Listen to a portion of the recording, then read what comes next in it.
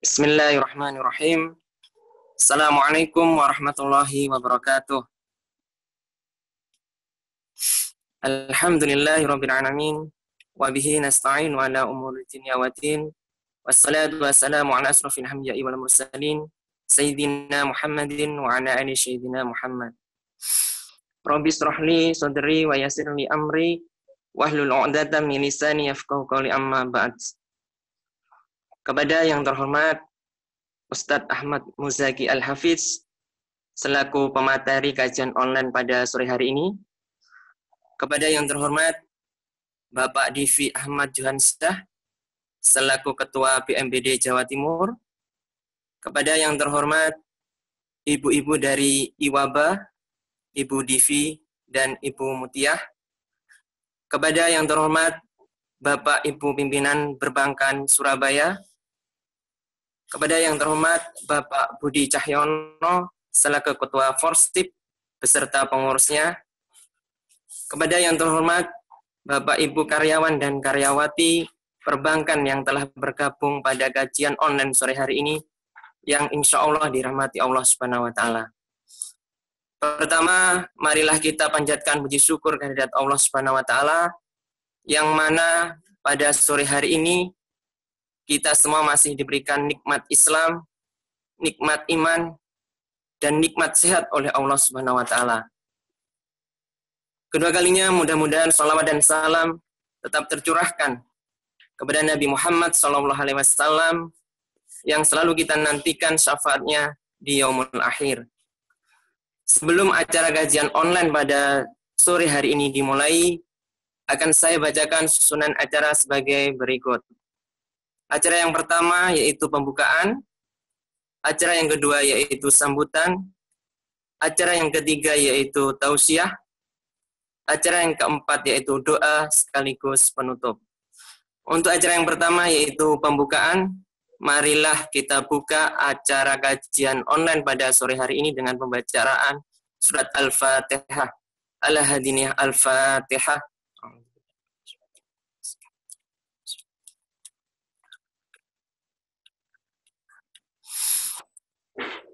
Untuk acara yang kedua yaitu sambutan yang akan disampaikan oleh Bapak Divi Ahmad Johansyah selaku Ketua BMPD Jawa Timur. Kepada beliau dipersilahkan.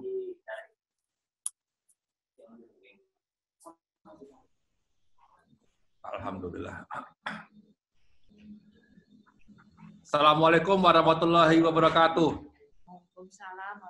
Waalaikumsalam warahmatullahi wabarakatuh. Alhamdulillah. Yang kami cintai Ustadz Ahmad Muzaki, kangen udah lama nggak bisa ketemu kita. Rencana tadinya kita mau bikin waktu Kris di Al-Akbar, kita ada niat itu sebenarnya mau bikin buka puasa bersama gitu. Dan mereka Kris di Al-Akbar dengan masjid-masjid yang ini. Cuman ya kondisi sekarang memaksa kita untuk menangguhkan rencana tersebut. Salam hormat Ustadz Muzaki. Kemudian yang saya hormati para pimpinan perbankan yang hadir di sini. Kemudian juga Pak Budi Cahyono, Ketua Forsip. Istri saya, Ketua IWABA, Ikatan Wanita Bank. Kelihatannya dari partisipan ini banyakkan ibu wanita nih Pak Ustadz yang lihat. Jadi apa yang mungkin karena waktunya ya, jadi waktunya. Tapi alhamdulillah antusiasme dari peserta cukup banyak. Dan pertama-tama saya ucapkan selamat menjalankan ibadah Ramadan kepada kita semuanya. Insya Allah mudah-mudahan amal ibadah kita diterima oleh Allah Subhanahu wa Ta'ala, kita mendapatkan karunia rahmat dan hidayah dari Allah Subhanahu wa Ta'ala. Amin. Dan memang saya juga mengapresiasi teman-teman Forsip yang memiliki kreativitas untuk tidak meninggalkan pengajian, kita tetap menjalankan pengajian online, dan ini alhamdulillah sudah bisa dilakukan dengan menggunakan sarana teknologi yang ada.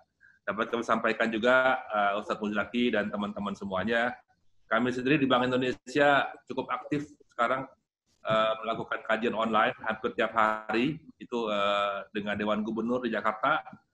Jadi seluruh Indonesia sekarang, ya, seluruh Indonesia, dan pernah mencapai sampai 700 orang Zoom-nya itu. Seluruh Indonesia melakukan ini. Jadi ini adalah media yang baik sebenarnya kita untuk saling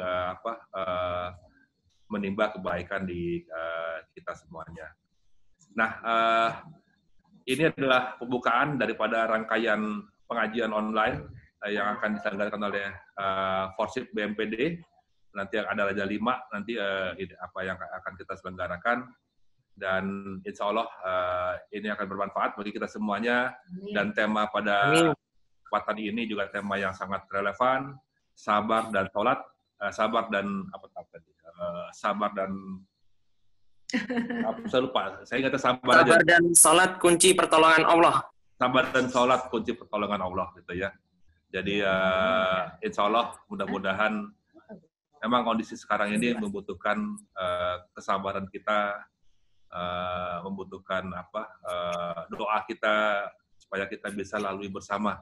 Insya Allah mudah-mudahan setelah Ramadan ini kita akan semakin lebih baik ke depan. Amin. Ya. Amin. Baik kita sebagai manusia maupun kita sebagai komunitas masyarakat. Karena saya juga percaya bahwa COVID-19 ini tidak hanya bisa dipandang sebagai wabah bencana, tapi juga setelah ini banyak yang memperkirakan akan banyak perubahan perilaku, termasuk perubahan ekonomi sebagai dampak daripada begitu dahsyatnya COVID-19 itu merubah manusia. Demikianlah sambutan saya pada awal ini. Mudah-mudahan tausiah dari Ustadz Muzaki ini menjadi penambah kehusuan kita selama menjalani bulan Ramadan. Demikian, wassalamualaikum warahmatullahi wabarakatuh. Waalaikumsalam warahmatullahi wabarakatuh. Baik, terima kasih Bapak Divi atas sambutannya. Kemudian acara yang ketiga yaitu tausiah yang akan disampaikan oleh Ustadz Ahmad Muzaki Al-Hafidz dengan tema sabar dan sholat kunci pertolongan Allah. Tafadhal Ustadz. Terima kasih. Assalamualaikum warahmatullahi wabarakatuh. Waalaikumsalam warahmatullahi wabarakatuh. Bismillahirrahmanirrahim. Alhamdulillahi rabbil alamin. Wassalatu wassalamu ala ashrafil anbiya wal mursalin. Sayyidina Muhammad wa ala alihi wa sahbihi wa tabi'ina wa man tabi'ahum bi ihsan ila yaumiddin. Asyhadu an la ilaha illallah wa asyhadu anna Muhammadan abduhu wa rasuluh. Allahumma salli ala Sayyidina Muhammad wa ala alihi wa ashabihi ajma'in. Subhanallahi wa bihamdih, adada khalqih, wa ridha nafsih, wa zinata arshih, wa midada kalimatih. Bismillahilladzi la yadurru ma'asmihi syai'un fil ardi wa la fis sama' wa huwas sami'ul alim. A'udzu bikalimatillahi tammati min syarri ma khalaq. Raditu billahi rabba wa bil islami dina wa bi Muhammadin nabiyya wa rasula amma ba'du. Yang sama-sama kita hormati dan kita cintai Bapak Divi dan Ibu, Bapak-bapak, Ibu-ibu, Kepala Perbankan, Bapak Ketua Forsip, semua yang mengikuti dan mengakses pengajian online ini, insya Allah semuanya dirahmati Allah Subhanahu wa Ta'ala. Alhamdulillah, summa alhamdulillah, summa alhamdulillah. Hari ini kita masih diberikan nikmat yang luar biasa dari Allah, utamanya nikmat iman, nikmat Islam, nikmat sehat jasmani dan sehat rohani, serta nikmat kesempatan. Kita masih diberikan kesempatan oleh Allah untuk melaksanakan ibadah saum Ramadan. Mudah-mudahan dari awal sampai hari ini, semua yang sudah kita lakukan, ibadah yang sudah kita kerjakan, semuanya diterima oleh Allah Subhanahu wa Ta'ala, dapat menghapus dosa-dosa kita dan juga membuka pintu barokah dan rahmat Allah dalam hidup kita. Dan nikmat yang mungkin sedikit kita lupakan adalah nikmat kesempatan untuk bisa bersilaturahim.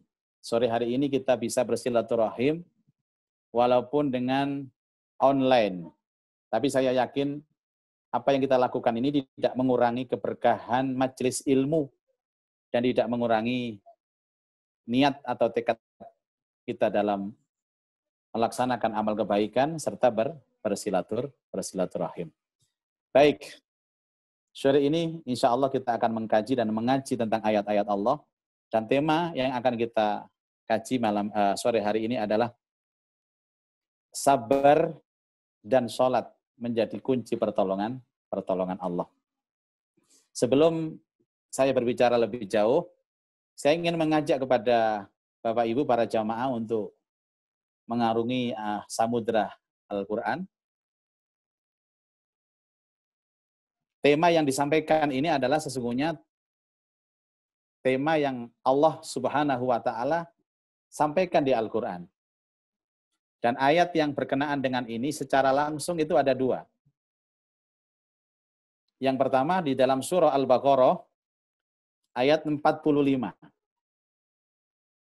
Surah Al-Baqarah ayat 45. Dan yang kedua di surah Al-Baqarah, surah yang sama, ayat 153. Jadi ayat yang langsung bersentuhan dengan tema ini ada di dalam surah Al-Baqarah ayat 45 dan juga surah Al-Baqarah ayat 153. Izinkan saya untuk membacakan dengan bacaan murattalah. A'udzu billahi minasy syaithanir rajim. Bismillahirrahmanirrahim. Wasta'inu bis-sabri was-salah wa innaha lakabiratun illa 'alal khashi'in. Ini yang ada di dalam surah Al-Baqarah ayat 45, artinya wasta'inu, dan minta tolonglah kalian, bis-sabri was-salah, artinya minta tolong kepada Allah dengan media sabar dan sholat. Wa innaha lakabiratun illa 'alal khashi'in. Sesungguhnya sholat itu sangatlah berat kecuali bagi orang-orang yang khusyuk. Itu di layar sudah kita lihat. Nah, sekarang kita coba melihat yang di Al-Baqarah 153. A'udzu billahi minasy syaithanir rajim. Bismillahirrahmanirrahim. Ya ayyuhalladzina amanu ista'inu bis-sabri was-salah. Innallaha ma'as-sabirin.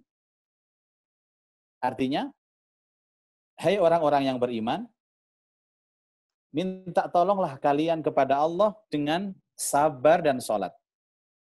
Sesungguhnya Allah bersama dengan orang-orang yang sabar. Nah, jadi tema yang sekarang kita kaji ini sesungguhnya ada di dalam Al-Quran. Para jamaah sekalian, ujian ini adalah bagian dari kehidupan. Artinya tidak mungkin hidup itu tanpa ada ujian. Allah Ta'ala ingin tahu kualitas iman kita ini dari respon kita terhadap ujian. Allah Ta'ala pernah menyampaikan dalam Al-Quran surat Al-Ankabut ayat 2, A'udzubillahi minasyaitonirrajim, ahasiban nasu ayyusraku ayyaqulu amanna wa hum la yuftanun. Apakah manusia itu akan mengira dia dibiarkan mengatakan amanna, aku beriman, wa hum la yuftanun, tapi mereka tidak diuji. Jadi tidak mungkin orang yang mengaku beriman tanpa diuji. Tidak mungkin orang hidup tanpa diuji. Jadi ujian itu sendiri adalah bagian dari kehidupan itu. Allah Ta'ala mengirimkan ujian kepada kita sesungguhnya untuk mengetahui dan mengukur kadar keimanan kita.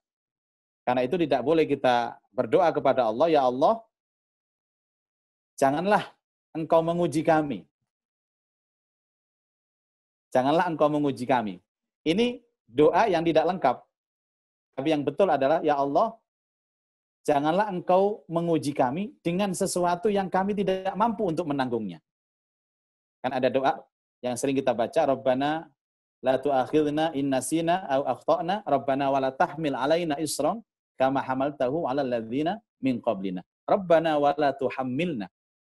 Ya Allah, jangan kau timpakan ujian kepada kami, ma la taqata lana bih, yang kami tidak mampu untuk menanggung dan juga menjalankan ujian tersebut. Jadi ujian ini adalah satu keniscayaan. Nah, bentuk ujiannya tentu berbeda-beda. Dan semua disesuaikan dengan kadar keimanan kita masing-masing. Ada orang yang diuji dari pribadinya. Ada orang yang diuji dari keluarganya. Ada orang itu yang diuji dari berbagai macam sisi kehidupannya. Dan kalau kita berbicara ujian, maka seluruh nabi dan rasul, orang-orang baik, orang-orang soleh, semuanya akan diuji oleh Allah Subhanahu wa Ta'ala. Allah Ta'ala juga pernah menyampaikan hal ini di dalam Al-Quran, surah Al-Baqarah, tentang bagaimana Allah mau menjamin kita surga tanpa adanya ujian. Di sana Allah Subhanahu wa Ta'ala berfirman di dalam surah Al-Baqarah ayat 214, A'udzubillahi minasyaitonirrajim. Am hasibtum an tadkhulul jannah walamma ya'tikum masalul ladzina khalau min qablikum massathumul ba'sa'u wadh-dharra'u wazulzilu hatta yaqula ar-rasulu walladzina amanu ma'ahu mata nasrullah ala inna nasrallahi qarib. 214 surat Al-Baqarah. Apakah kalian mengira akan masuk surga, padahal belum datang kepada kalian apa-apa seperti yang datang kepada orang-orang sebelum kalian? Orang-orang sebelum kalian ditimpa kesengsaraan, kemelaratan, kesukaran hidup, kegoncangan hidup, sampai mereka mengatakan, dan Rasul yang beserta mereka, di manakah pertolongan Allah itu? Sesungguhnya pertolongan Allah adalah sangat dekat. Nah, para jamaah sekalian, ini adalah sebuah statement Allah yang menyadarkan kita bahwa sesungguhnya tidak mungkin kehidupan ini tanpa diuji oleh Allah Subhanahu wa Ta'ala.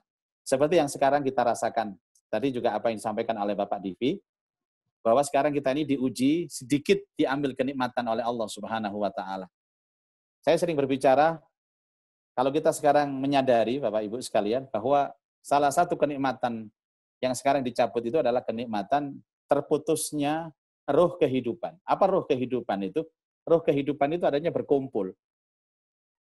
Kita diciptakan oleh Allah dengan posisi bahwa kita ini makhluk sosial. Dan makhluk sosial itu kecenderungannya adalah berkumpul. Kita tidak bisa hidup tanpa kumpul. Bahkan urusan agama pun semua yang baik-baik itu kumpul. Salat yang baik, salat berjamaah. Berjamaah itu kumpul. Silaturahim itu berkumpul.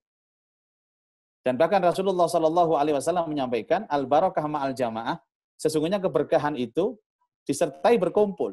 Nah, sekarang nikmat kumpul itu kemudian dicabut oleh Allah Subhanahu wa Ta'ala, dan ini bagian dari musibah itu sendiri. Jadi nikmat berkumpul. Ada di antara kita yang responnya itu dengan respon langsung sabar.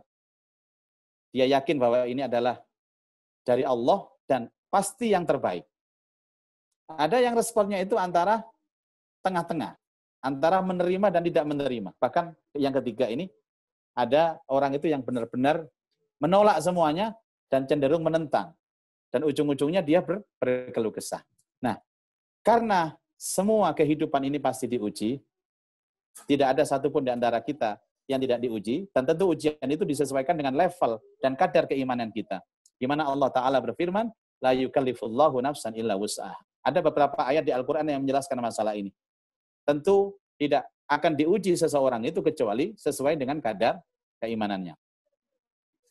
Lah, sekarang bentuk ujiannya. Sebelum kita masuk dalam sabar dan sholat. Karena sabar dan sholat itu masuk dalam ranah solusi.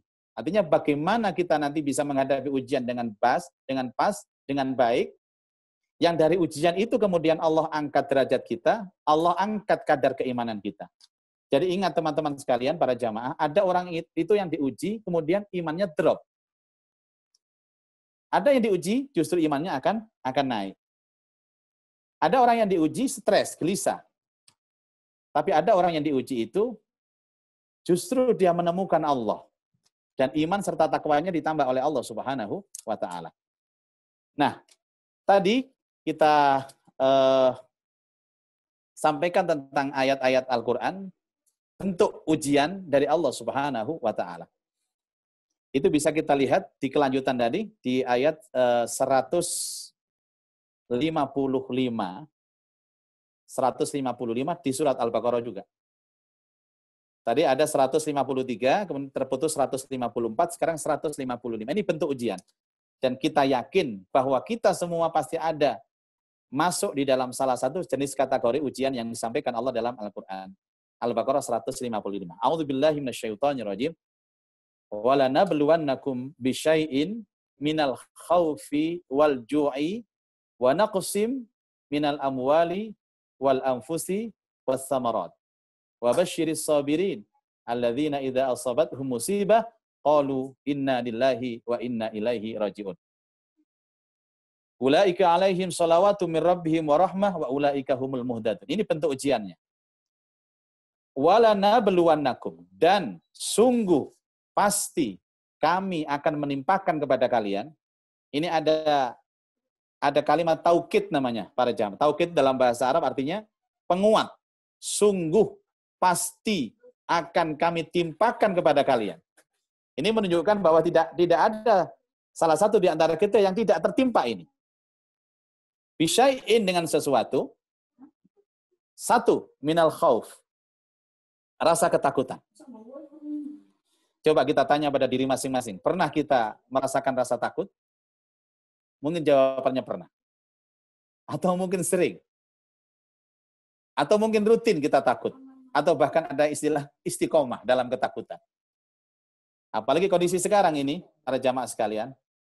Jadi jangan dikira ujian sekarang ini bukan pandemi COVID-19 sebenarnya. Itu hanya instrumen saja. Tapi ujian intinya adalah ujian ketakutan.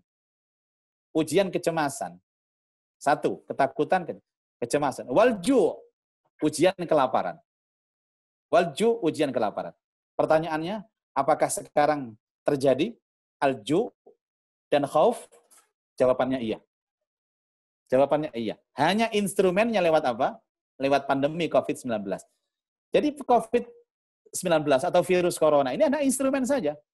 Tapi inti daripada ujian itu Allah menguji kita al-khauf, ketakutan, wal-ju, kelaparan. Sudah. Yang ketiga, wa naqsim minal amwal, kekurangan harta benda. Kekurangan harta benda ini artinya apa? Krisis ekonomi, krisis keuangan. Dan subhanallah, para jamaah sekalian, saat ini kita juga mengalami hal yang sama. Dengan adanya terputusnya nikmat berkumpul ini, semua lini kehidupan ini sangat terasa tentang kekurangan ekonomi atau kekurangan harta. Ya mulai dari level bawah sampai level atas, mulai dari kalangan alit sampai kalangan elit semua merasakan. Bahkan istilahnya bahasa saya, mulai dari santri sampai kiai sekarang merasakan hal yang sama.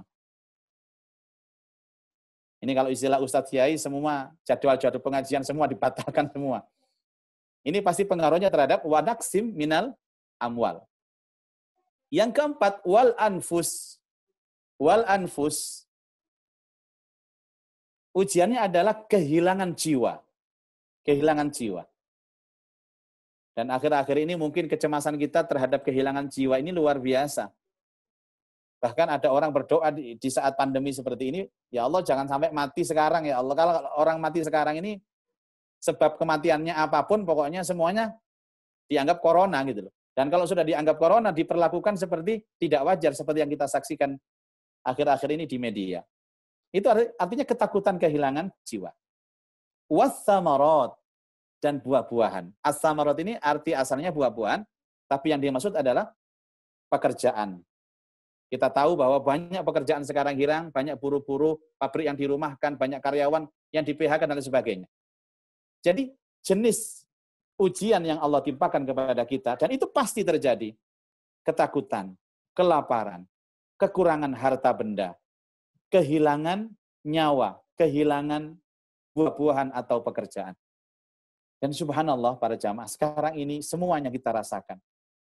Biasanya ada orang itu merasakan salah satu di antara ujian yang disampaikan Allah di Al-Quran. Tapi sekarang semuanya, kita sekarang selalu dalam ketakutan. Kemudian kita dalam kelaparan, kita dalam kekurangan harta, krisis ekonomi, kemudian hilangnya jiwa, dan juga buah-buahan atau pekerjaan.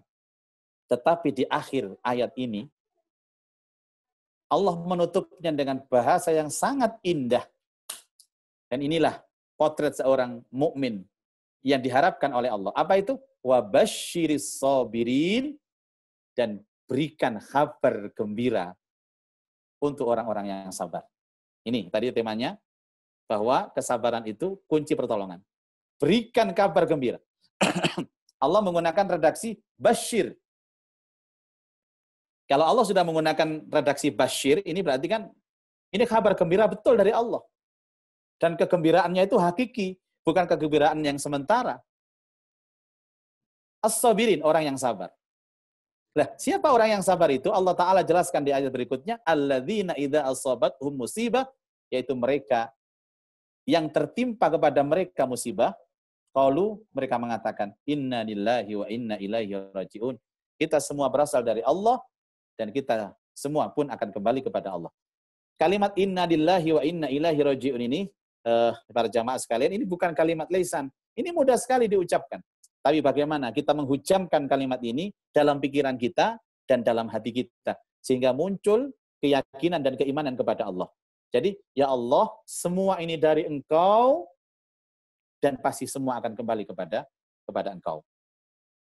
Para jamaah sekalian, sering kita bicara sabar. Sering kita bicara sabar.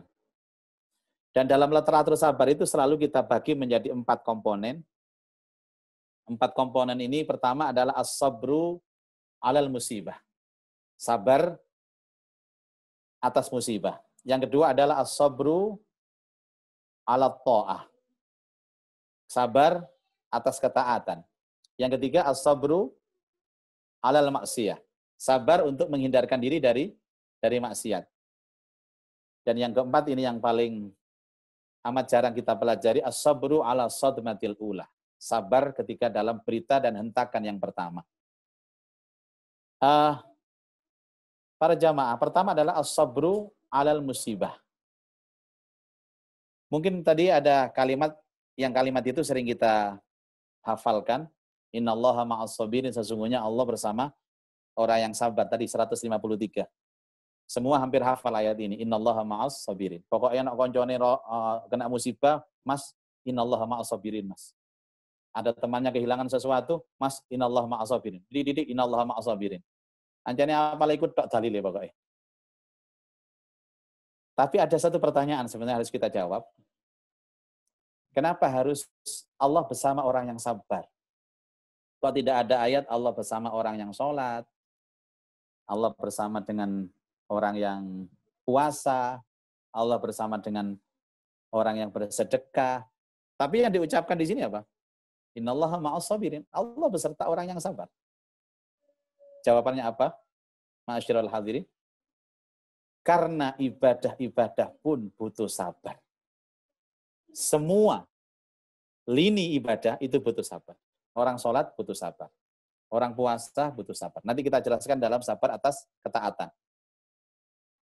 Nah, sabar ini meliputi semua kehidupan. Yang pertama, sabar atas musibah. Ini sudah sangat populer, bahwa semua kejadian yang ada ini adalah yang disebut dengan musibah. Allah Subhanahu wa Ta'ala tidak dalam satu ayat saja, para jamaah, menjelaskan tentang musibah itu dari Allah. Bahkan turunnya musibah ini sebelum kita hidup dan dihidupkan sudah ada.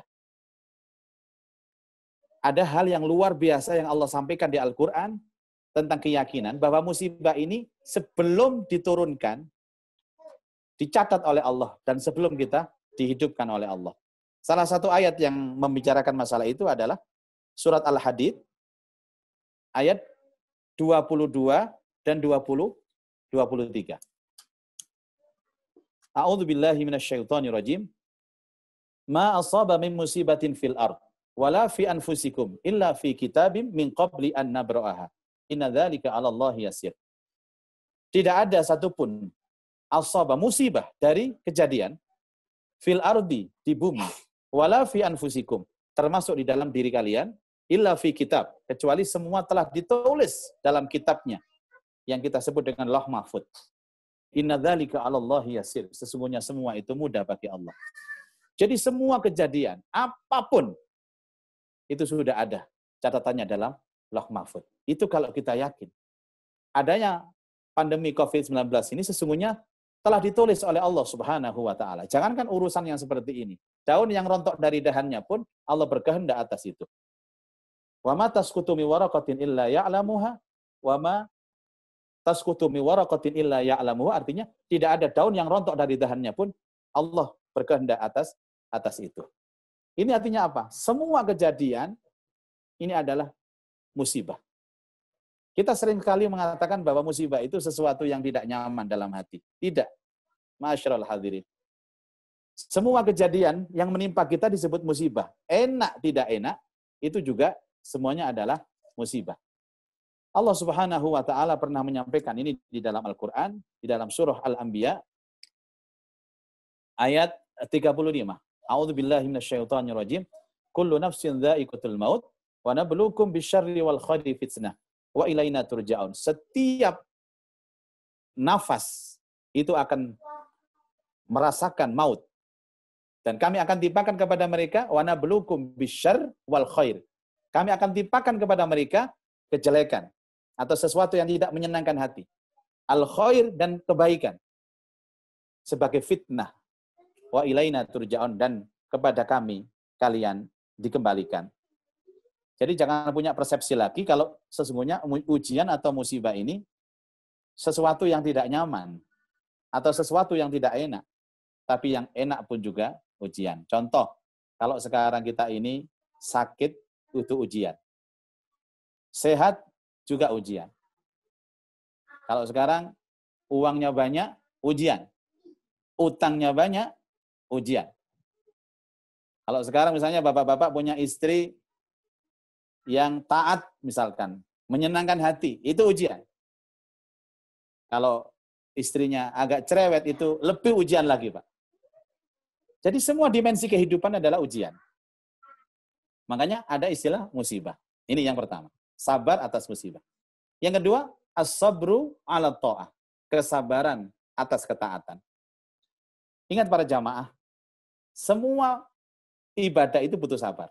Orang sholat butuh sabar, orang puasa butuh sabar. Yang pernah haji pun juga butuh sabar. Orang yang sedekah harus sabar. Sehingga semua unsur ibadah itu adalah butuh kesabaran. Kalau kita melaksanakan sholat malam sekali, mungkin mudah, Pak. Tapi bagaimana kita bisa sabar melaksanakan sholat malam berkali-kali? Kalau sedekah sekali, mungkin ringan. Tapi bagaimana sabar sedekah berkali-kali? Itu yang berat. Makanya sabar juga masuk dalam ranah ibadah. Yang ketiga adalah sabar alal maksiyah, menghindari maksiat. Maksiat ini juga butuh sabar, Pak, dalam menghindarinya. Butuh sabar. Ingat bahwa ini pinjam bahasanya Bang Napi saja, bahwa sesungguhnya orang berbuat keburukan atau maksiat itu bukan karena ada niat, tapi juga karena ada kesempatan. Ada orang yang tidak berniat untuk maksiat, tapi kemudian ada kesempatan untuk maksiat. Ini butuh sabar. Seperti kesabaran yang pernah dilakukan oleh Nabiullah Yusuf alaihi salatu wassalam. Kita ingat cerita dalam Al-Quran. Nabi Yusuf secara singkat ketika dipungut oleh Perdana Menteri, dijadikan pembantunya, dan Perdana Menteri itu punya istri yang sangat cantik jelita, dan kemudian dia menyenangi Yusuf, dan suatu ketika rumah itu sepi, Yusuf berada dalam kamar, sang juragan yang cantik jelita tadi itu masuk ke dalam kamar Yusuf, dan mengajak untuk berbuat maksiat.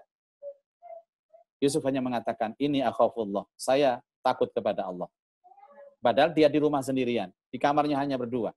Diajak untuk bermaksiat, yang ngajak itu cantik, kaya, terhormat. Itu kemudian Yusuf hanya mengatakan, ini akhafullah. Saya takut kepada Allah. Ini artinya maksiat dalam menghindarinya pun butuh sabar. Yang keempat adalah sabar dalam mendengar berita yang mengejutkan. As-sabru ala sadmatil ula. Para jamaah sekalian, sedikit cerita tentang awal kejadian COVID-19 ini. Ini pertama kan sebenarnya November 2019 itu sudah ada. Tapi kita anggap ini berita biasa. Kenapa berita biasa? Karena tidak mengenai kita. Jadi biasanya karakter manusia itu, kalau ada berita yang sedahsyat apapun, sebesar apapun berita itu, selama tidak mengenai kita, itu kita anggap biasa. Kita anggap biasa. Tetapi per tanggal 27 Februari,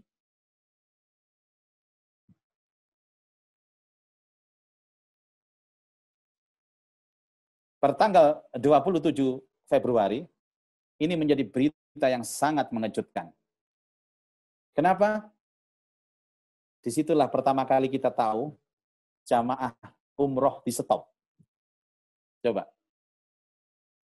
Dan itu adalah saya. Saya sendiri pelakunya. Tidak ada angin, tidak ada hujan. Semua sudah siap berangkat. Bahkan ada jamaah kami 400 dari situ Bondo itu. Malam hari mereka sudah berangkat naik bis menuju ke Juanda, Surabaya.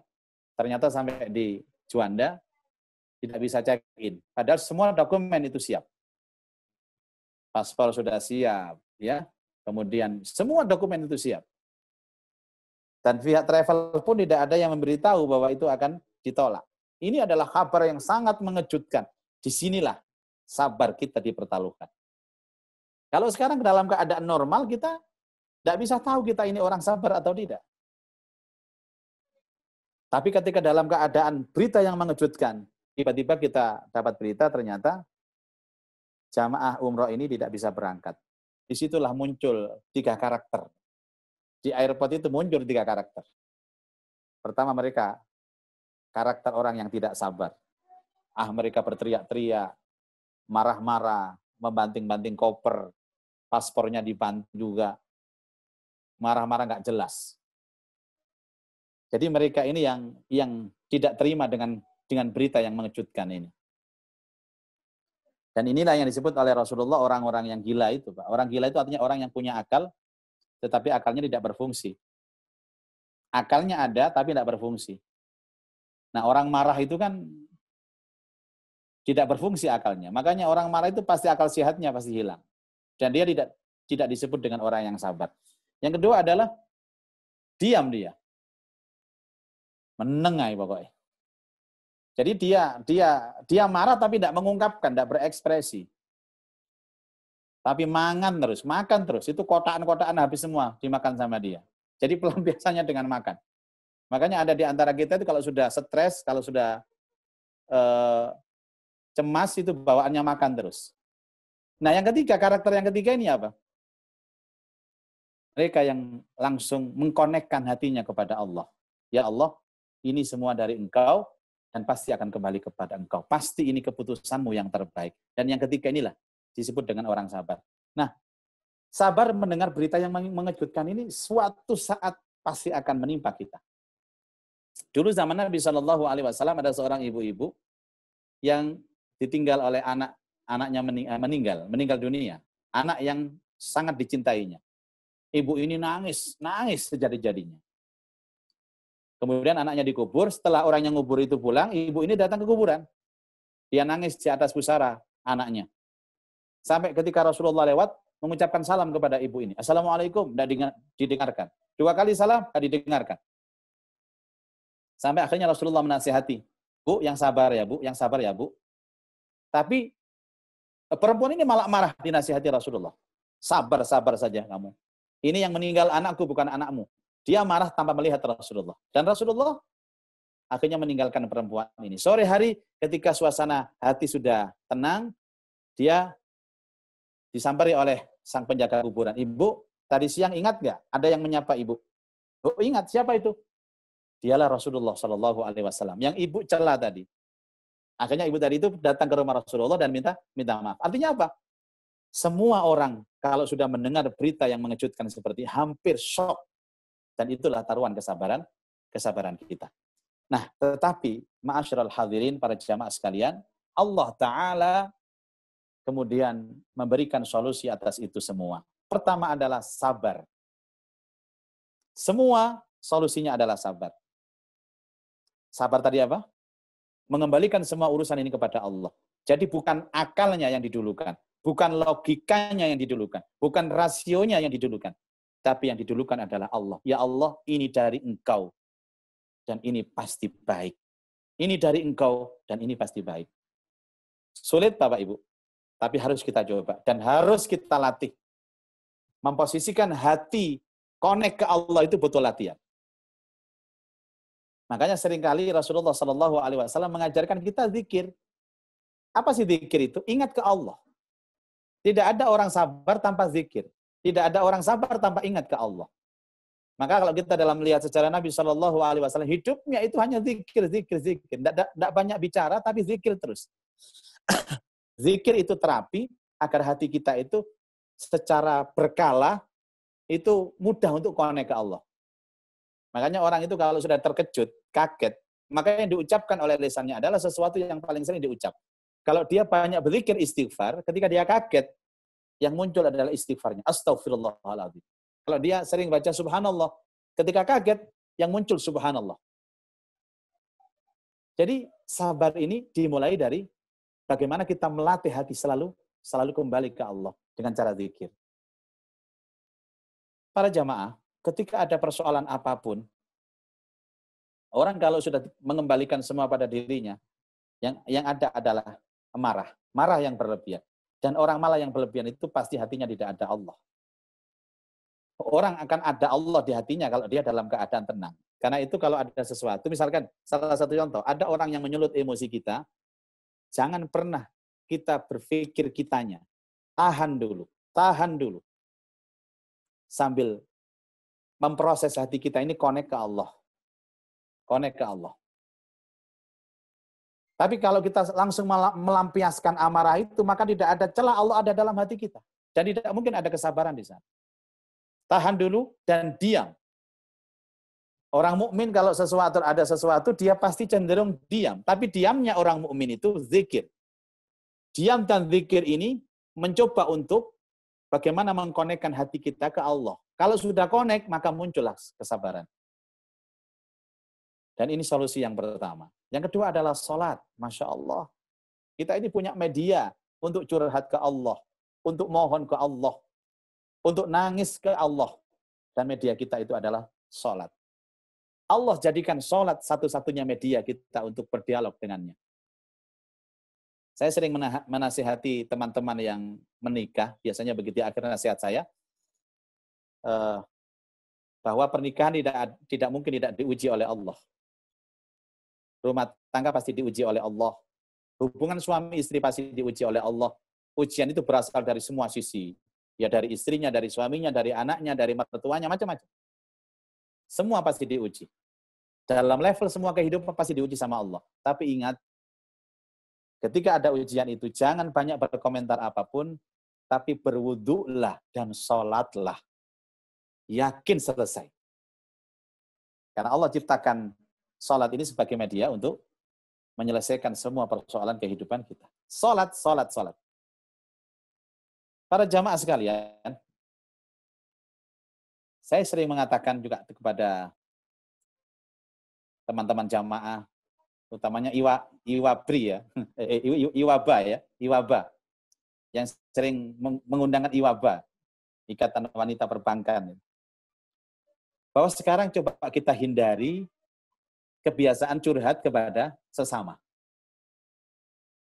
Kita hindari, atau bahkan kita hilangkan kebiasaan untuk curhat kepada sesama. Karena kita punya media curhat kepada Allah. Lewat apa? Sholat. Apalagi sholat sunnah. Ibu bapak, sholat sunnah, sujud yang terakhir itu lamakan. Karena kata Rasulullah SAW, sujud adalah tempat yang paling dekat antara kita dengan Allah. Sudah, ungkapkan semua. Tapi tidak usah dengan bahasa lisan. bahasa hati. Kalau bahasa lisan kan nggak boleh, kan doanya sholat terbatas. Tapi bahasa hati semua ungkapkan. Kenapa kita menghindari untuk curhat kepada sesama? Karena yang kita curhati itu adalah manusia biasa. Ya mungkin dia juga punya masalah. Dan mungkin masalahnya juga lebih berat dari kita.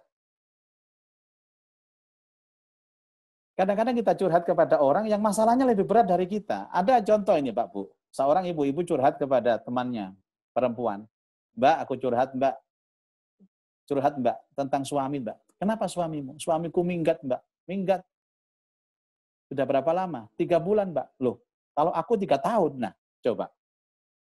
Dia curhat suaminya minggat 3 bulan, yang dicurhati 3 tahun sudah. Yang kedua, bisa jadi yang dicurhati itu hatinya nggak enak, sehingga nggak suka dengan kita. Ya kalau dia kemudian memberikan solusi, kalau tidak.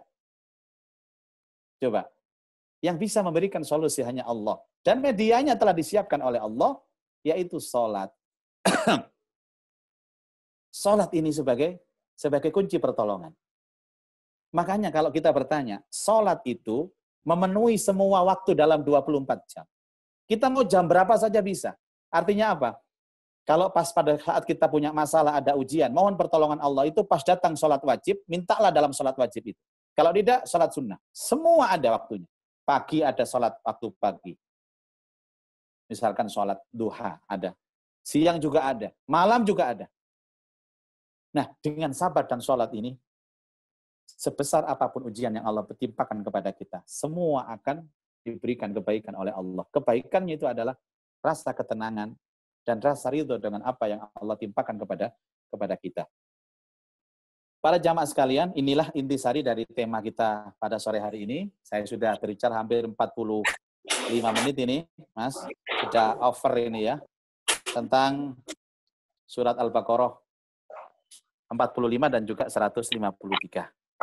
Mudah-mudahan bisa menjadi keterangan yang manfaat untuk kita semua dan bisa menguatkan kita untuk tetap semangat dalam beribadah di bulan suci Ramadan untuk selalu bisa bersabar dalam kondisi apapun, insya Allah.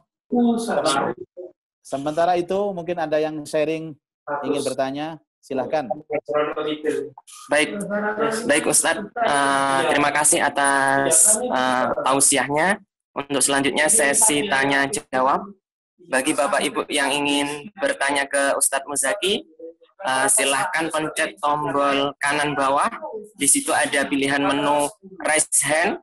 Setelah dipencet raise hand akan muncul simbol tangan. Nanti Mas Danang selaku operator yang akan membuka kunci mute Bapak Ibu sekalian. Monggo dipersilakan bagi Bapak Ibu yang ingin bertanya.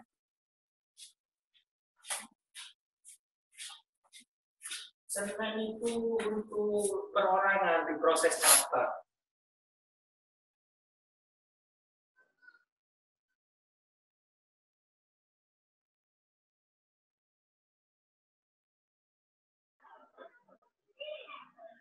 Ya, Assalamualaikum. Waalaikumsalam warahmatullahi wabarakatuh. Bapak tadi dalam ceramahnya kan semua kejadian di bumi termasuk COVID-19 ini sudah tertulis di Lauh Mahfuz gitu ya. Di Quran pernah saya baca itu semua kenikmatan itu datangnya dari Allah. Sedangkan musibah itu yang menimpa dirimu karena perbuatanmu sendiri dan tanganmu sendiri. Nah ini artinya kan nggak cocok Pak dengan sudah tertulis kok masih dikatakan salahnya kita sendiri. Bagaimana Pak? Terima kasih. Wassalamualaikum warahmatullahi wabarakatuh. Waalaikumsalam warahmatullahi wabarakatuh. Terima kasih Pak Rudi ya. Baik Pak Rudi, terima kasih. Keyakinan kita bahwa semua kejadian itu telah tertulis dalam Lauh Mahfuz itu adalah bagian dari iman kita kepada Allah. Semua telah tertulis, Pak. Tidak ada satupun yang terlewat. Ini bagian dari keimanan. Adapun bagaimana aplikasi atau prosesnya, itu memang Allah tidak pernah memberitahu kepada kita. Salah satu contoh begini, contoh ringan saja ya. Orang bunuh diri. Kematiannya itu telah tertulis. Kematiannya telah tertulis. Tetapi Allah tidak pernah memberikan kita informasi tentang proses bagaimana dia mati. Dalam bahasa sederhananya begini, Pak. Bahasa sederhananya. Saya sering mengatakan bahwa mati itu takdir Allah. Cara mati pilihan kita. Mati takdir Allah, cara mati pilihan kita. Ini yang disebut dengan iman. Nah, tadi Pak Rudi benar. Statementnya itu benar. Tapi ada dalam dua prinsip. Pertama prinsip kudratullah, yang kedua prinsip sunnatullah. Ini ada Pak, sudah ada di Lauh Mahfuz kejadian. Tapi instrumennya seperti apa, Allah tidak pernah memberitahu kepada kita. Apa kemudian prosesnya itu adalah bikinan kita sendiri, atau karena ulah manusia, atau karena pekerjaan manusia, dan itu Allah sampaikan, kerusakan di laut dan di darat, dhaharal fasadu fil barri wal bahr, bima kasabat aydin nas, karena ulah tangan manusia. La'allahum yarji'um, agar mereka kembali kepada Allah. Betul. Tapi kita tidak pernah tahu proses seperti apa. Jadi ulah ini semua dirahasiakan oleh Allah. Tapi yang pasti harus kita imani adalah bahwa semua kejadian yang ada ini telah tertulis dalam Lauh Mahfuz. Sama saya berbicara tentang bahasa yang sederhana pula. Ketika rezeki kita itu takarannya atau kadarnya sudah ditentukan oleh Allah Subhanahu wa Ta'ala. Ini harus kita yakini. Tapi kan Allah tidak pernah memberitahu kepada kita kadar kita itu berapa, proses mendapatkannya seperti apa. Nanti kita harus bertemu dengan siapa dulu, bagaimana menjemput rezekinya seperti apa. Ini yang memang Allah tidak pernah berikan kepada kita, agar kita memainkan akal kita yang dianugerahkan oleh Allah, yang disebut dengan proses sunnatullah, proses sebab akibat. Jadi ada dua unsur tadi, para jamaah, Pak Rudi. Ada kudratullah yang wajib kita yakini, dan sunnatullah, sebab akibat. Ada seorang sakit, Allah telah menetapkan dia sakit sejak dia belum lahir. Tetapi proses dalam menuju sakit itu semua adalah sunnatullah. Mungkin karena dia kurang menjaga kesehatan atau apapun. Tapi yang jelas posisi itu sudah ditentukan oleh Allah fi lauhim mahfuz. Ini antara bab keimanan, bab tauhid ya Pak, ini paling sulit kita memahami. Paling sulit kita memahami. Tapi ingat, bahwa semua yang ada kejadian di muka bumi ini, seperti dalam surat Al-Hadid ayat 22-23 tadi, telah ditentukan fi kitab min qabli an-nabra'ah.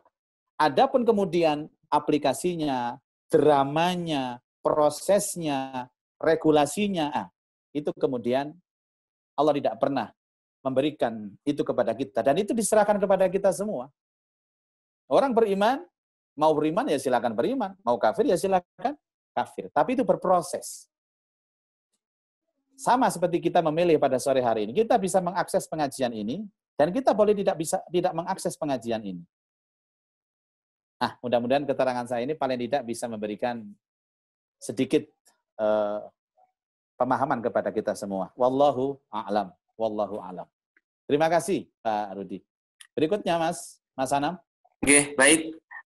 Dipersilakan kepada penanya berikutnya.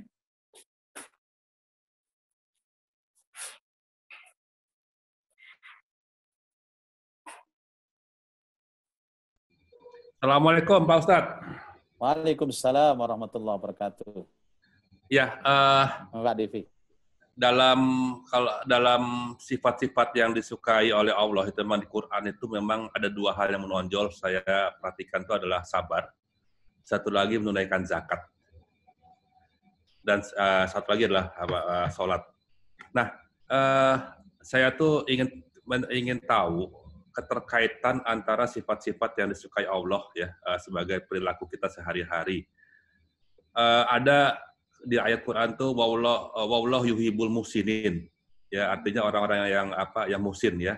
Iya, iya. Kemudian ada lagi contohnya mengenai takwa. Uidat lil muttaqin allazina yunfiquna fis sarra'i wa dharra'i gitu kan, seperti itu. Iya, iya. Termasuk sifat menahan marah wal kazibin agoido gitu kan. Iya, iya. Mungkin biar saya lebih jelas gitu ya. tiganya itu sifat yang baik, cuman apa perbedaannya interkoneksi antara tiga sifat ini, antara muhsin, tawakal, dengan sabar gitu Pak Ustadz. Terima kasih. Baik. Ini pertanyaan S3 Pak Dewi. Oh, iya. Luar biasa.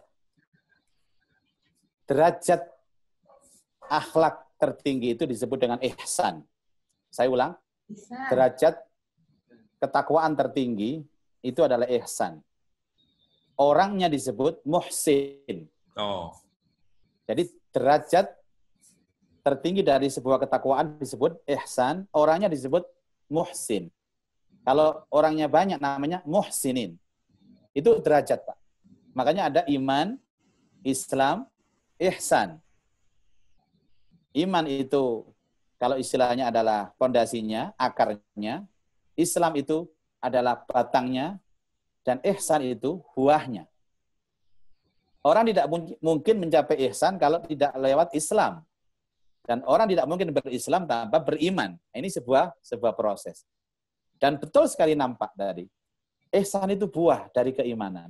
Orang kalau sudah imannya kokoh, maka yang muncul dari kehidupannya itu akhlak mulia. Cara berbicaranya, cara berpikirnya, mindset-nya, sudut pandang hidupnya, semuanya akan baik kalau imannya baik. Nah, di Al-Quran seperti yang Pak Divi tadi sampaikan, itu ada Allah Ta'ala memberikan sampel contoh.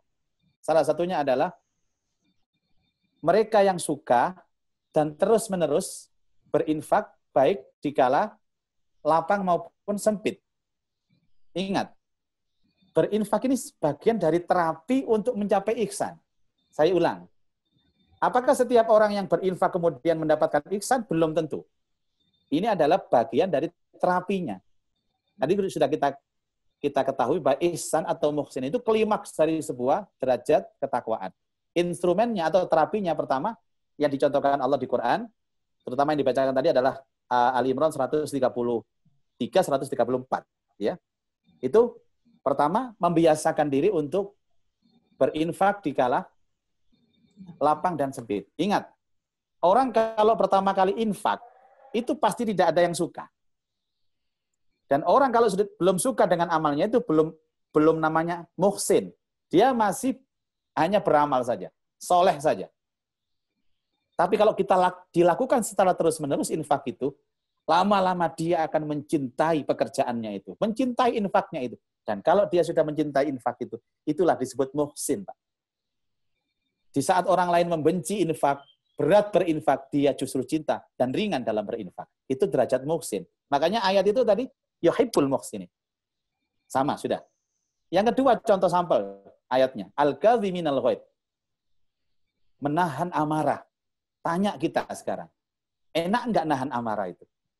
Nggak ada yang suka menahan amarah. Sakit, dan sakitnya di sini, Pak. Di sini sakitnya itu.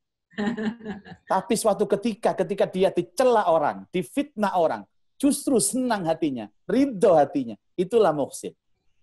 Tapi instrumennya, pintunya, terapinya, begitu beratnya.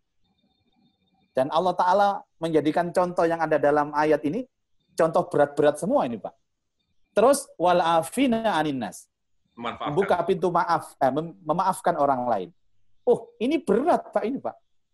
Oh, dia yang dizolimi, dia yang disakiti, kemudian yang menzolimi, yang menyakiti, datang kepada kita, enak dia minta maaf.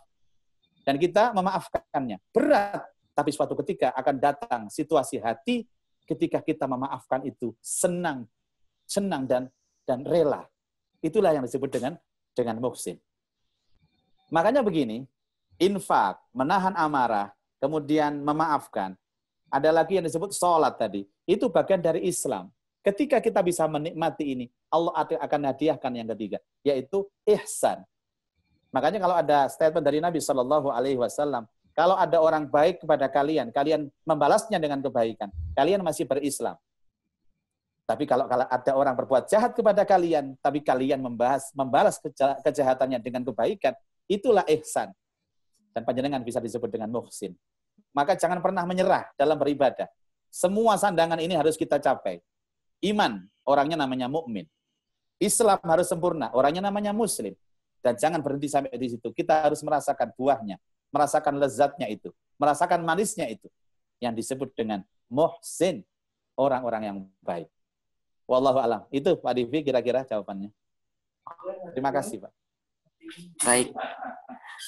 Silahkan untuk penanya berikutnya, mungkin dari ibu-ibu ada yang ingin bertanya.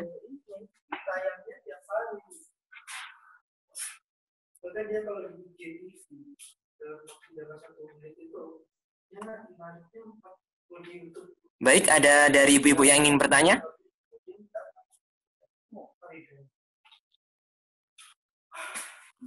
Kalau tidak ada, mungkin bapak-bapak juga boleh. Ya, ada yang ingin bertanya, dipersilakan.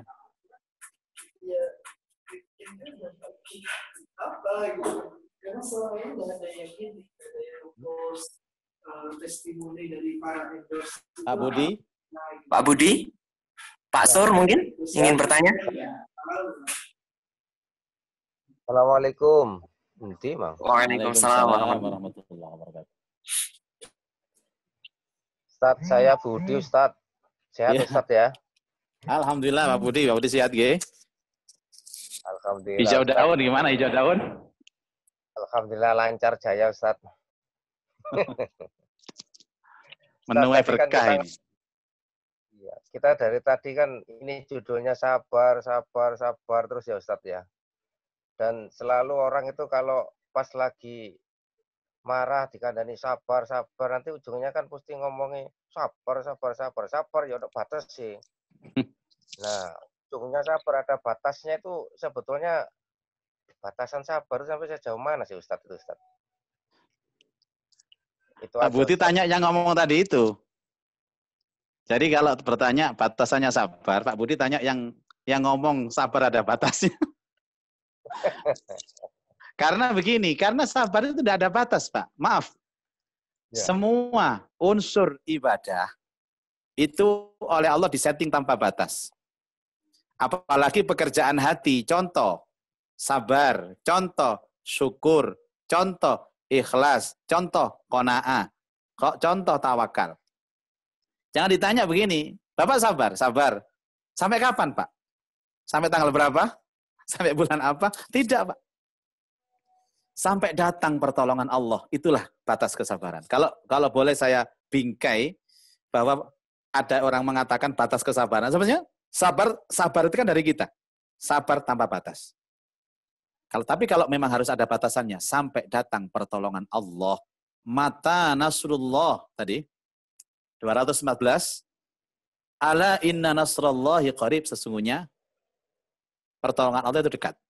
Misalkan begini, tadi ada Pak Budi dan juga teman-teman semuanya, kita diuji misalkan anak. Ya, anak diuji. Anak ini agak bandel dan lain sebagainya, kita sabar. Sampai kapan batas sabarnya? Sampai Allah kemudian menjadikan anak kita berubah baik. Atau benar-benar kita itu bisa rela menerima keadaan anak kita itu. Itu dua kemungkinan. Dan jangan dikira bahwa sabar kita itu bentuk dari kita. Sabar itu hadiah Allah kepada kita. Itu hadiah Allah. Atas usaha kita, atas perjuangan kita. Tadi loh, maaf. Kalau saya istilahkan sabar itu menahan amarah misalkan. Jadi sabarnya itu dari Allah. Tapi harus melalui ikhtiar kita atau perjuangan kita. Apa perjuangan kita? Menahan amarah. Saya kapan hari ada dialog di ITS tentang tadi pertanyaan sebelumnya Pak Divi, bahwa Pak, saya itu kalau tersulut emosi, kemudian nahan amarah, malah kepala saya sakit Pak, tubuh saya sakit semua. Kalau tidak saya luapkan itu rasanya gak enak apa Pak awakku Pak. Saya bilang, Pak, Anda salah konsep. Tidak ada konsep salah dalam Al-Quran. Kita yakin ini kebenarannya. Orang kalau disulut amarah, kita tahan, benar sakit Pak. Tapi sakit itu hanya menahan yang pertama. Kalau ada lagi ujian, yang kedua lebih ringan dari yang pertama. Yang ketiga lebih ringan dari yang kedua. Dan akhirnya semuanya diringankan oleh Allah. Karena kita berjuang. Tapi kalau setiap kita disulut amarah, langsung marah. Wallahi sampai mati, penyakit amarah itu tidak akan pernah lepas dari dalam kehidupan kita. Jadi ada terapi. Makanya terapinya ya ibadah ini. Terapinya hanya ibadah ini. Dan sabar kita itu nilainya adalah saat kita menghadap kepada Allah. Kita beribadah itu hatta ya'tiyakal yakin. Sampai Allah menghadirkan keyakinan dalam kehidupan, dalam hati kita, dan keyakinan itu adalah kematian itu sendiri. Orang belum bisa nampak dia sebagai seorang yang sabar, sampai nanti dia itu mati dalam keadaan sabar, itulah sabar yang sebenarnya. Insya Allah, kita berusaha, nanti biarlah Allah yang memberi kita skor kesabaran. Sama Pak, ikhlas itu juga Allah yang memberi. Khusyuk itu juga Allah yang memberi. Tapi Allah akan memberi kepada kita tentang hati tadi itu, karena kita berusaha, karena kita ini berjuang. Contoh khusyuk. Khusyuk itu bukan dari kita loh, itu dari Allah, itu hadiah dari Allah. Dari perjuangan kita. Untuk sholat, misalnya sesuai dengan rukun syaratnya, seperti yang diajarkan Rasulullah, baru Allah kasih hadiah khusyuk. Lah, karena itu hadiah dari Allah, dan itu bentuknya adalah hati, tidak boleh kita ungkapkan dengan lisan. Makanya nggak boleh kita mengatakan, saya sabar, nggak boleh. Kalau ada orang mengatakan saya sabar, nggak sabar deh. Wis tak sabar no loh ya, loh ini nggak sabar ini. Sabar itu di sini. Biarlah Allah yang tahu tentang itu. Wallahu a'lam. Nah, tahu tinggi. Wis tak sabar no kira. Gini. Baik, Ustaz. Satu lagi penanya mungkin sebelum ditutup dengan doa oleh Ustaz Muzaki. Silakan bagi Bapak Ibu yang ingin bertanya. Assalamualaikum Ustaz. Waalaikumsalam warahmatullahi wabarakatuh. Ya. Terima kasih. Sebelumnya ini kita membahas tentang sabar ya. Kebetulan dari bulan Ramadan maupun tidak bulan Ramadan, beberapa orang tuh punya banyak permasalahan. Dan banyak juga yang dicoba dan berusaha sabar. Nah, letak amarah seseorang itu juga ada batasnya. Tadi kan sabar yang Pak Budi bilang. Di satu sisi juga orang di saat sudah terlampau marah, mereka mengekspresikan dengan ucapan atau tindakan yang kadang tidak sesuai dengan harapan. Seperti contoh, mereka ada yang mengatakan ingin bunuh diri, Ustadz. Nah, kalau yang misal seperti itu, kita sebagai misal teman begitu, bagaimana cara menyikapinya? Dan setiap kali orang ini punya masalah, dia akan mengatakan, saya akan bunuh diri. Kita sebagai teman kan tidak, karena bunuh diri itu kan setahu saya yang paling dibenci ya sama Allah ya, setahu saya. Yeah. Mohon masukannya, mohon. Baik. Kemudian bagaimana hukumnya, bagaimana cara menyikapinya kita supaya teman kita tuh berhenti untuk mengucapkan itu begitu. Baik. Terima kasih Ustaz. Assalamualaikum. Ya, assalamualaikum warahmatullahi wabarakatuh. Itu memang tugas mulia dari seorang kawan, teman ya, mensupport. Kalau kita baca wal asri innal insana lafi khusrin illa alladzina amanu wa amilus shalihat wa tawassaw bil haq. Gunanya kawan itu saling berwasiat dan mensupport dalam kebenaran dan dalam kesabaran. Itu gunanya kawan. Kemudian tentang bunuh diri ya. Bunuh diri ini bukan hanya dibenci, tapi ini minal kabair, ini termasuk kategori dosa besar. Dan orang yang selalu mengatakan tentang bunuh diri, dalam setiap dia menerima persoalan, itu artinya labil iman namanya. Dalam psikologi agama itu namanya labil iman. Dia labil sekali. Dia berputus asa. Orang bunuh diri kan orang putus asa. Dan orang putus asa itu dikategorikan orang kafir. Dalam ayatnya, wala tai'asu mir rauhillah, innahu la yai'asu mir rauhillahi illal qaumul kafirun. Jangan pernah berputus asa dari rahmat Allah. Sesungguhnya orang yang berputus asa dari rahmat Allah itu dikategorikan sebagai orang-orang yang kafir. Itu dalam surah Yusuf ayat 87. Nah, karena kita mengetahui kawan kita ini adalah iman labil, maka tugas berat bagi kita bagaimana supaya dia stabil. Orang yang seperti ini butuh kawan memang. Butuh kawan yang mensupport, betul. Ya dengan cara apapun kita support. Tapi biasanya mensupportnya itu bukan pada saat dia putus asanya. Pada saat dia hatinya tenang. Tadi nyambung juga pertanyaan Pak Budi yang dari awal. Orang yang sedang galau, orang yang sedang cemas, orang yang ketakutan, itu susah dinasihati. Mungkin kita sampaikan, kita peluk dia. Kalau sesama wanita ya, kalau laki-laki kepada laki-laki, kita support. Jangan membicarakan masalahnya di saat dia stres. Tapi pada saat sudah longgar, sudah enak, dia sudah tenang, berbicaralah dari hati ke hati. Mbak, Nggak baik Mbak kalau orang itu dalam kondisi punya masalah terus ngomong bunuh diri, itu nggak baik Mbak. Ya, yang sabar. Nah, itu bisa pada saat dia sudah calling down. Tapi kalau dia dalam keadaan ini, kita cukup support dia, Mbak, ada aku kok, ayo sama aku saja. Cukup begitu. Dinasehati bagaimanapun orang seperti ini tidak akan bisa masuk. Makanya saya itu punya zikir 2. Zikir saya itu ketika ada orang lagi shock, lagi down, itu zikir yang singkat-singkat. Misalkan baca hasbunallah wa ni'mal wakil. Ya, sudah. Kalau sudah tenang baru saya kasih zikir ayat kursi, kan panjang. Jangan orang sudah sumpek dikasih zikir panjang. Orang zikir pendek aja nggak hafal, apalagi panjang. Itulah gunanya kawan, betul sekali. Kalau Anda menyelamatkan dia, kelabilan imannya, dia sampai kemudian kuat, nggak jadi bunuh diri misalkan, maka kita mendapat pahala besar dari Allah Subhanahu wa Ta'ala. Jadi begini, orang yang memberikan kekuatan hati dari orang yang sudah berputus asa dari rahmat Allah, itu pahalanya besar. Tapi sebaliknya, orang yang juga menanamkan rasa putus asa dalam diri seseorang, ini dosanya besar. Bunuh diri itu dosa besar, tapi penyebab dia bunuh diri, itu dosanya lebih besar daripada itu. Jadi orang yang seperti itu namanya labil iman, artinya orang yang putus asa dari rahmat Allah, tolong mereka.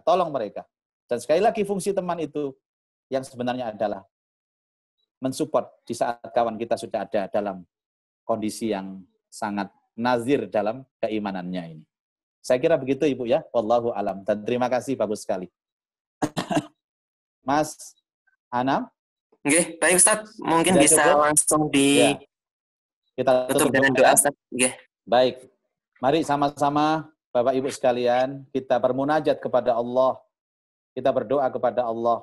Mudah-mudahan apa yang sudah kita niatkan terkait dengan puasa Ramadan kita semua diterima Allah Subhanahu wa Ta'ala, dihapus dosa-dosa kita, dibuka pintu rahmat untuk kita semua. Allah Ta'ala memberikan kita kesabaran. Allah Ta'ala segera mencabut wabah ini, mengangkat wabah ini, dan menggantikan dengan nikmat yang besar, menggantikan dengan nikmat yang besar. Saya awali doa saya ini dengan membaca Ummul Quran, Al-Fatihah. A'udzubillahi minasyaitonirrajim. Bismillahirrahmanirrahim. Alhamdulillah Rabbil Alamin. Ar-Rahmanirrahim. Maliki yaumiddin. Iyyaka na'budu wa iyyaka nasta'in. Ihdinas siratal mustaqim. Siratal ladzina an'amta 'alaihim ghairil maghdubi 'alaihim waladdallin. Amin. A'udzubillahi minasyaitonirrajim. Bismillahirrahmanirrahim. Alhamdulillah Rabbil Alamin. Hamdan yuwafi ni'amahu wa yukafi'u mazidah. Ya Rabbana lakal hamdu kama yanbaghi li jalali wajhikal karim wa 'azimi sultanik. Allahumma salli ala Sayyidina Muhammad wa ala alihi wa ashabihi ajma'in. Allahumma inna nas'aluka ridhaka wal jannah wa na'udzubika min sakhatika wan nar.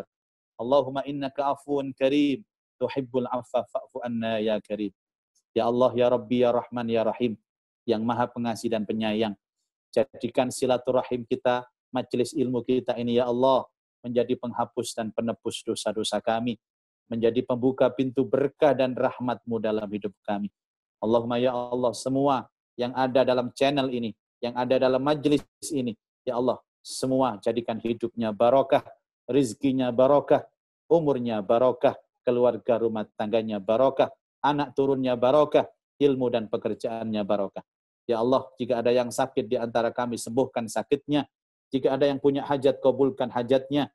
Jika ada yang punya masalah hidup, berikan jalan keluarnya.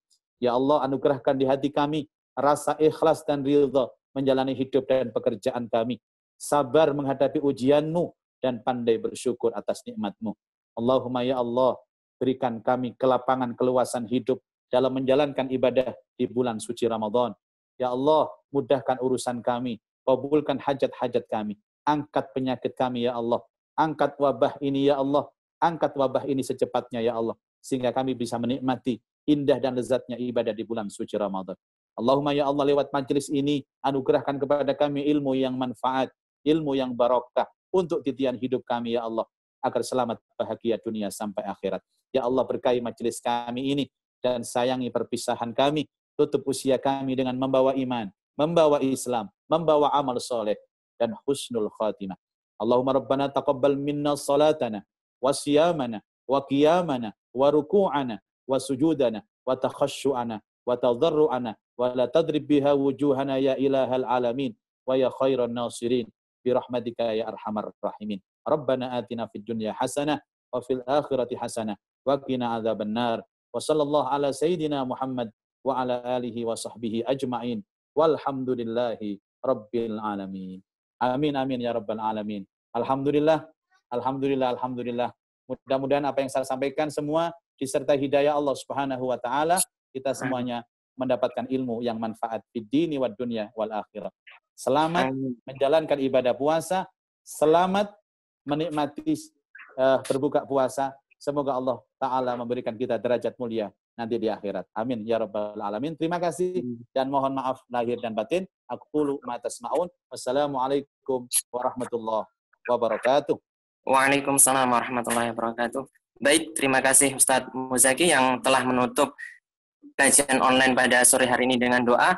Sebelum kajian online pada sore hari ini kami akhiri, kami informasikan bahwa kegiatan BMBD Forsip dalam waktu dekat yaitu di tanggal 2 Mei 2020, yaitu di hari Sabtu, ada bakti sosial berupa berbagi kebutuhan pokok ke para janda atau duafa.